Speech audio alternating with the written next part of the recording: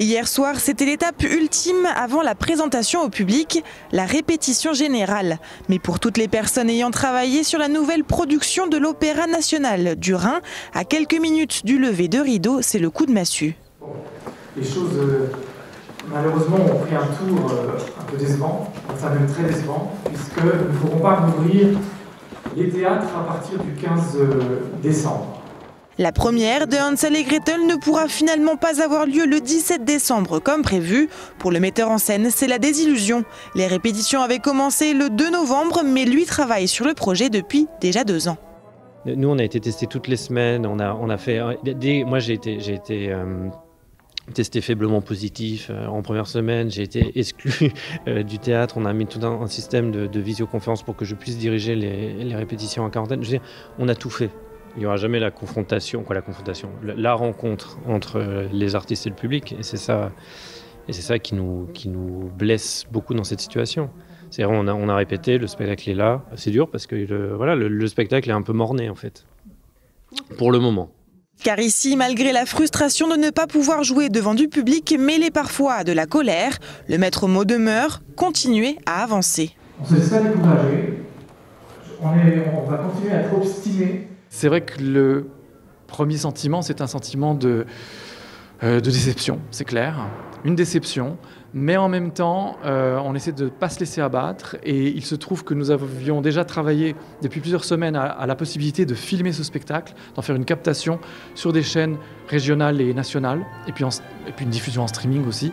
Et elle se confirme aujourd'hui, donc ça c'est une bonne nouvelle. Ce que cette épidémie du Covid touche, c'est au cœur de notre activité. C'est le contact, c'est le fait d'être ensemble, dans un même lieu, devant des artistes qui eux-mêmes sont ensemble. Et l'opéra est, parmi tous les types de spectacles vivants, est celui qui met en présence le plus d'énergie et le plus de personnes. Nous espérons que la nouvelle échéance qui a été communiquée aujourd'hui, on va s'y tenir, et que donc, si on s'y tient, et si les théâtres peuvent rouvrir le 7, eh bien nous serons au rendez-vous, nous serons à Mulhouse pour présenter ce spectacle les 8 et 10 janvier.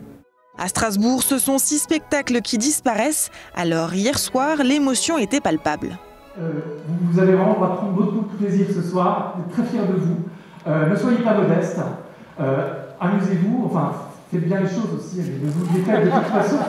Vous êtes tous tellement talentueux que vous savez comment faire.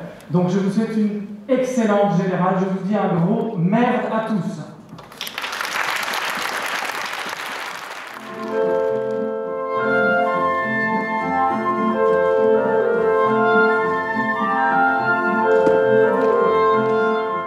Dans cette mise en scène sur des musiques du compositeur Engelbert Humperdinck, la maison en pain d'épices mais aussi la sorcière cannibale, bien connue du grand public, sont totalement revisitées. Alors avant les représentations en janvier à Mulhouse, les Strasbourgeois et autres curieux pourront découvrir virtuellement le spectacle. De nombreuses inconnues demeurent mais il devrait être filmé la semaine prochaine en vue d'une diffusion à la télévision. Le spectacle vivant s'adapte puisque Hansel et Gretel sera également visible sur Internet et cela gratuitement. Une manière pour l'Opéra national du Rhin de ne pas totalement baisser le rideau.